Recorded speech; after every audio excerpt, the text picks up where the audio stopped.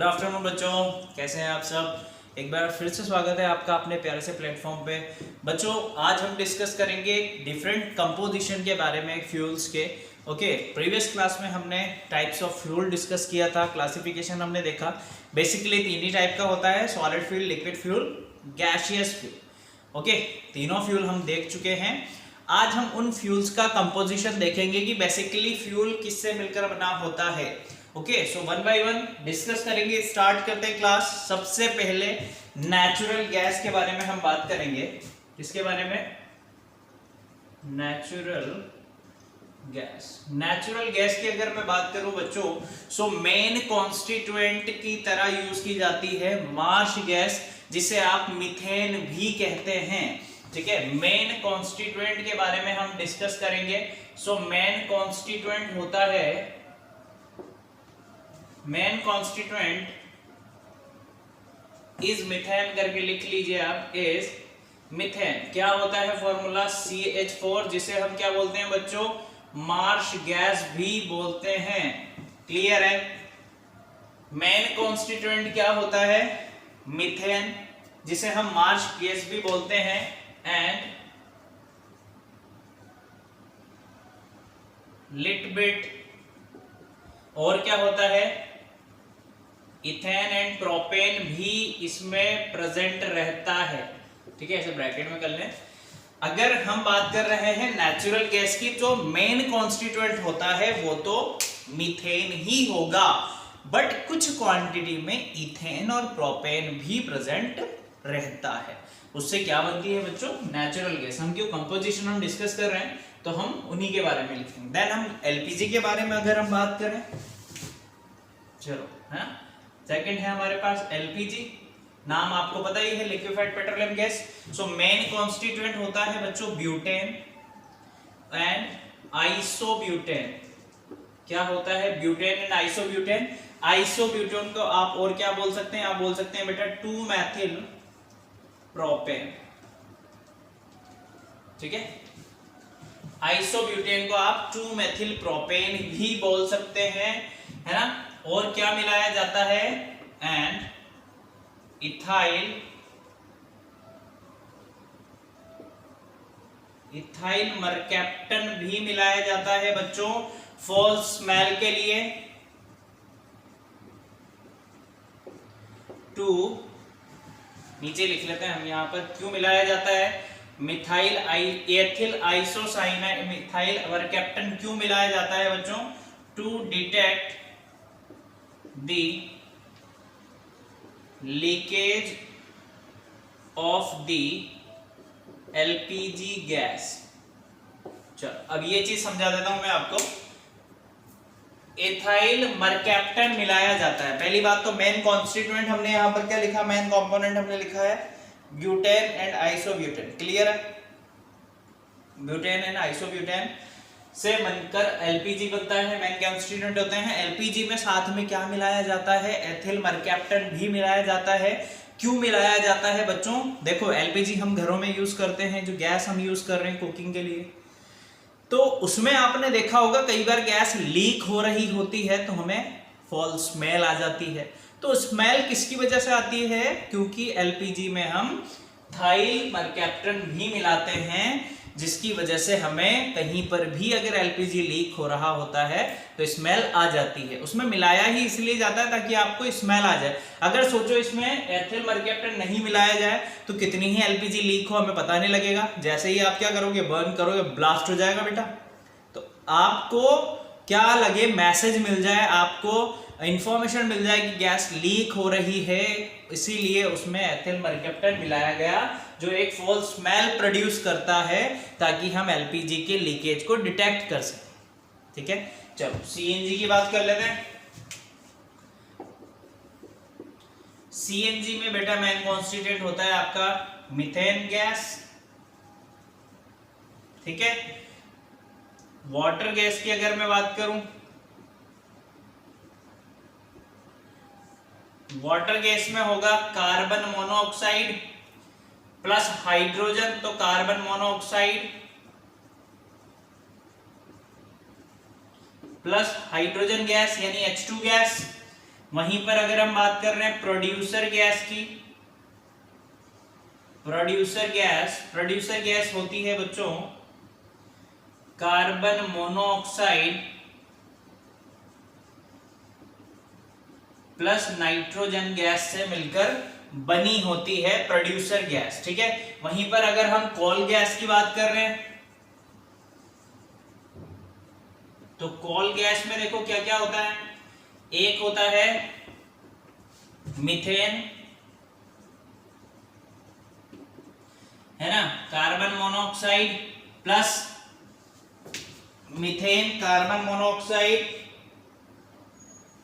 और यहां पर हाइड्रोजन गैस भी मिक्स होती है किसमें, कॉल गैस में। तो ये सिंपली कंपोजिशन था जो फ्यूल हम यूज करते हैं अपने डेली लाइफ में, ठीक है, पूछ लिया जाता है कई बार कंपोजिशन। चलो नेक्स्ट चीज अब देखते हैं एडवांटेजेस। ये इंपॉर्टेंट चीज है, ध्यान से देखना। Advantages of gaseous fuel over solid fuel। चल ये टॉपिक लिखा है बेटा हमने कि क्या एडवांटेजेस है कि आप गैसियस फ्यूल यूज करते हैं in place of solid fuel. Solid fuel अगर हम मैं बात करूं लाइक काउडंग हो गया आपके पास, है ना, काउडंग, लाइक वुड हो गया, ठीक है, ये दोनों बातें ध्यान रखना सॉलिड फ्यूल के लिए। तो सॉलिड फ्यूल के प्लेस पे हम जब गैसियस फ्यूल यूज करते हैं तो क्या क्या बेनिफिट होता है। पहला होता है बेटा easy to storage, easy to storage. अब आप गैसियस फ्यूल ले रहे हैं तो गैसियस फ्यूल को कंप्रेस्ड करके भी रख सकते हैं आप, इजीली कंटेनर में भी रख सकते हैं। वहीं अगर हम सॉलिड फ्यूल की बात करें तो उनके लिए हमें बल्क में बहुत ज्यादा स्पेस चाहिए, हर चीज ज्यादा चाहिए उनके स्टोरेज के लिए, तो वो थोड़ा सा डिफिकल्ट हो जाता है हमारे लिए। तो यहाँ पर गैसियस फ्यूल को स्टोर करके रखना बहुत इजी है, ठीक है। सेकंड चीज हम बोले हैं कि पॉल्यूशन लेस होता है, तो ये लेस पॉल्यूटेंट होता है। कैसा होता है, लेस पॉल्यूटेंट, यानी अगर आप बर्न कर रहे हो गैसियस फ्यूल को तो ज्यादा पोल्यूशन नहीं करेगा। जबकि आप वुड को बर्न कर लो या काउडंग कैक्स ले लो, आप उनको जब बर्न करोगे तो बहुत ज्यादा हार्मफुल गैस क्या होंगी, रिलीज होंगी बेटा, ठीक है। चलो थर्ड चीज कैलोरीफिक वैल्यू हाई होती है, हाई कैलोरीफिक वैल्यू। अभी कैलोरीफिक वैल्यू क्या होती है ये अभी जस्ट नेक्स्ट इसके बाद टॉपिक हम पढ़ेंगे कैरेक्टरिस्टिक्स, उसमें मैं आपको बता दूंगा। तो आप एक चीज याद रखो, गैसियस फ्यूल का कैलोरीफिक वैल्यू बहुत अच्छा होता है। And last advantage, no residue left after burning, ठीक है। जब आप गैसियस फ्यूल को बर्न करोगे तो बर्न करने के बाद कुछ भी रेजिड्यू नहीं बचेगा। जबकि आप काउडंग ले लो या वुड ले लो तो रेजिड्यू बचता ही बचता है। So these are 4 advantage of gaseous fuel, या आप बोल दें कि ये 4 डिसएडवांटेजेस हैं किसके, सॉलिड फ्यूल के, जिसकी वजह से हम गैसियस फ्यूल को यूज करते हैं। क्लियर है। चलो अब जल्दी से हम क्या कर रहे हैं, कैरेक्टरिस्टिक्स के बारे में मैं आपको बताने जा रहा हूं बच्चों, इसके बारे में कैरेक्टरिस्टिक्स।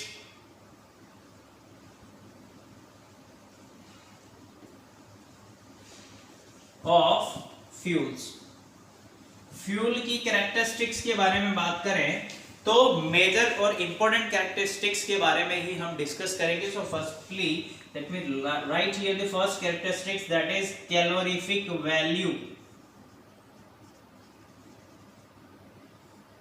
ठीक है, ब्रैकेट में आप सीवी भी लिख लें। क्या होती है कैलोरीफिक वैल्यू, इंपॉर्टेंट कैरेक्टरिस्टिक्स ही हम डिस्कस करेंगे। यहाँ पर 2 कैरेक्टरिस्टिक्स होती है, फर्स्ट होती है कैलोरीफिक वैल्यू, सेकंड होती है एफिशिएंसी। सो बच्चों कैलोरीफिक वैल्यू क्या होती है, कि जब आप कोई भी सब्सटेंस बर्न कर रहे हो या फ्यूल को आप बर्न कर रहे हो, सो कुछ अमाउंट ऑफ हीट क्या होगा, रिलीज होगा, कुछ अमाउंट ऑफ एनर्जी क्या होगी, रिलीज होगी, जिसे फर्दर हम यूज नहीं कर सकते हैं, है ना। जो हीट के फॉर्म में या वेस्ट आप कह लें क्या हो रही है, यूज्ड होगी पर मास और पर वॉल्यूम ऑफ अ फ्यूल, ठीक है। तो जितनी अमाउंट ऑफ एनर्जी ज्यादा रिलीज होगी, कैलोरीफिक वैल्यू उतनी ही ज्यादा अच्छी होगी। तो कैलोरीफिक वैल्यू क्या है, वो अमाउंट ऑफ हीट है जो किसी भी फ्यूल के बर्न करने पर रिलीज होता है पर यूनिट मास और पर यूनिट वॉल्यूम आप कह लें, तो वो क्या होती है, कैलोरीफिक वैल्यू होती है। तो डेफिनेशन लिख लेते हैं पहले बच्चों।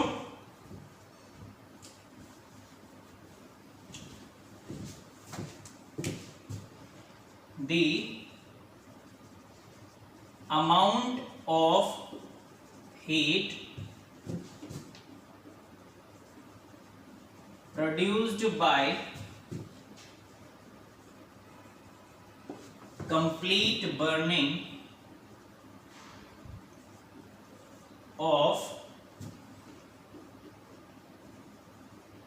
पर यूनिट मास आप कह लें या फिर वॉल्यूम आप कह लें per unit of a fuel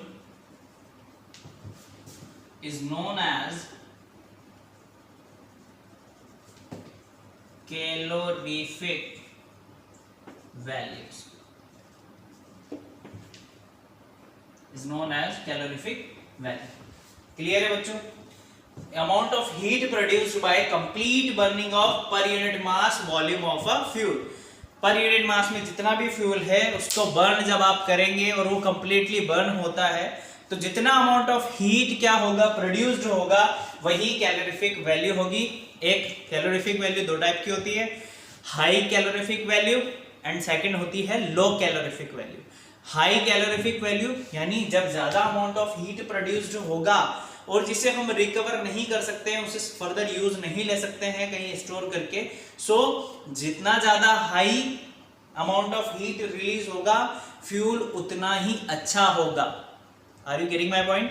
जितनी अमाउंट ऑफ हीट ज्यादा रिलीज होगी, हम कहेंगे फ्यूल उतना ही अच्छा है, उसकी कैलोरीफिक वैल्यू उतनी ही ज्यादा हाई है। अगर हम कह रहे हैं कि हीट अमाउंट जो है वो कम रिलीज हो कर रहा है, तो फ्यूल कैसा है, अच्छा नहीं है, थोड़ा लेस क्वालिटी का है। Is that clear. So table बनाते हैं कैलोरीफिक वैल्यू की। कुछ फ्यूल हमने यहाँ पर लिए, उनकी कैलोरीफिक वैल्यू लिख के देखते हैं बेटा, है ना। आप इसे नोट डाउन करो जल्दी से। देखो बेटा, फर्स्ट प्रॉपर्टी देखिए आपने क्या होती थी, कैलोरीफिक वैल्यू। तो हमने यहाँ पर टेबल बनाई है और कुछ कैलोरीफिक वैल्यू लिखी है।